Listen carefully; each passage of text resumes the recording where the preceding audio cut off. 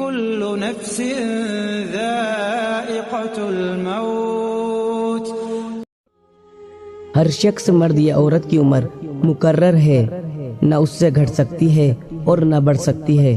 جب زندگی کا وقت پورا ہوتا ہے تو حضرت اسرائیل علیہ السلام روح نکالنے کے لیے آتے ہیں۔ اس وقت مرنے والے کو دائیں بائیں جہاں تک نظر جاتی ہے فرشتے ہی فرشتے دکھائی دیتے ہیں۔ مومن کے پاس رحمت کے فرشتے ہوتے ہیں اور بآسانی روح نکل جاتی ہے جیسے آٹے سے بال نکالا جاتا ہے۔ اور اگر مرنے والا نافرمان یا کافر ہوتا ہے تو عذاب کے فرشتے نظر آتے ہیں اور روح بہت سختی سے نکلتی ہے۔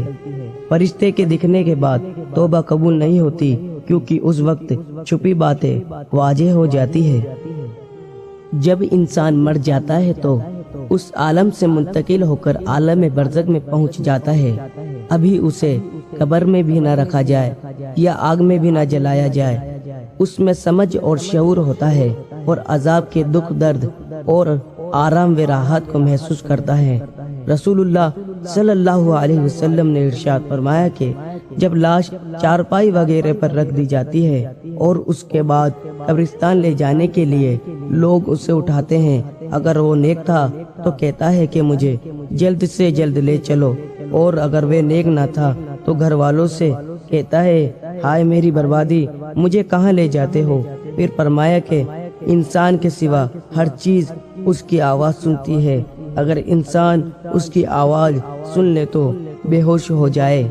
مردے کو قبر میں دفن کے بعد مردے کی روح جسم میں لوٹائی جاتی ہے، پھر قبر مردے کو دباتی ہے۔ مومن کو اس طرح دباتی ہے جیسے ماں بچے کو، اور کافر کو اس طرح دباتی ہے کہ ادھر کی پسلیاں ادھر ہو جاتی ہے۔ دو فرشتے جن کا نام منکر نکیر ہے، ان کی شکل ڈراونی ہے اور بڑے بڑے دانت ہیں جن سے زمین چیرتے ہوئے آتے ہیں اور مردے کو جھنجھوڑتے ہوئے اٹھائیں گے، اور یہ 3 سوال کرتے ہیں۔ پہلا سوال من ربو کا، تیرا رب کون ہے؟ دوسرا سوال ما دینو کا، تیرا دین کیا ہے؟ تیسرا سوال ما کنت تقول فی حاضر رسول، ان کے بارے میں تو کیا کہتا تھا؟ پہلے سوال کے جواب میں مومن کہتا ہے میرا رب اللہ ہے، پھر دوسرے سوال کے جواب میں کہتا ہے کہ میرا دین اسلام ہے، اور تیسرے سوال کے جواب میں کہتا ہے وہ اللہ کے رسول صلی اللہ علیہ وسلم ہے۔ اس کے بعد آسمان سے ایک اللہ کا منادی آواز دیتا ہے کہ تو نے سچ کہا، سو اس کے لیے جنت کے بچھونے بچھا دیے جاتے ہیں اور جنتی کپڑے اسے پہنا دیے جاتے ہیں، اور جنت کا دروازہ کھول دیا جاتا ہے اور حد نگاہ تک قبر وسیع کر دی جاتی ہے۔ پہلے سوال کے جواب میں کافر کہتا ہے ہائے مجھے پتہ نہیں، پھر دوسرے سوال کے جواب میں کہتا ہے ہائے مجھے پتہ نہیں، اور تیسرے سوال کے جواب میں بھی یہی کہتا ہے ہائے افسوس میں نہیں جانتا۔ پھر آسمان سے ایک منادی آواز لگاتا ہے کہ تو نے جھوٹ کہا، سو اس کے نیچے آگ کے بچھونے بچھا دیے جاتے ہیں اور جہنم کا دروازہ کھول دیا جاتا ہے اور قبر اس پر تنگ کر دی جاتی ہے۔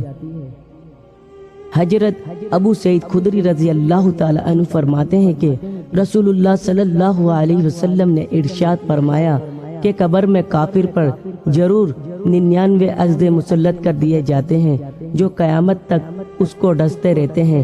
ان کے زہر کا یہ عالم ہے کہ اگر ان میں سے ایک بھی زمین پر پھونک مار دے تو زمین بالکل سبز نہ اگائے۔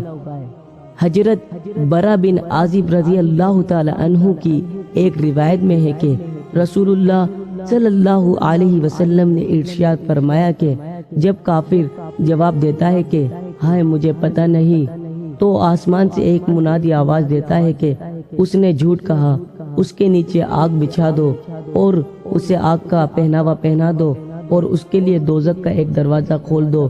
چنانچہ دروازہ کھول دیا جاتا ہے جس کے ذریعے دوزخ کی تپش اور سخت گرم لو آتی رہتی ہے اور اس کی قبر تنگ کر دی جاتی ہے، یہاں تک کہ اس کی پسلیاں ادھر کی ادھر ہو جاتی ہیں۔ پھر اس کو عذاب دینے کے لیے ایک عذاب دینے والا مقرر کر دیا جاتا ہے جو اندھا اور بہرا ہوتا ہے۔ اس کے پاس لوہے کا گرز ہوتا ہے جس کی حقیقت یہ ہے کہ اگر پہاڑ پر مار دیا جائے تو پہاڑ ضرور مٹی ہو جائے۔ پھر ارشاد فرمایا کہ اس گرج کو ایک مرتبہ مارتا ہے تو اس کی آواز انسان اور جنات کے علاوہ پورب پشچم کے درمیان ساری مخلوق سنتی ہے۔ ایک مرتبہ ماننے سے وہ مٹی ہو جاتا ہے اور پھر روح لوٹا دی جاتی ہے۔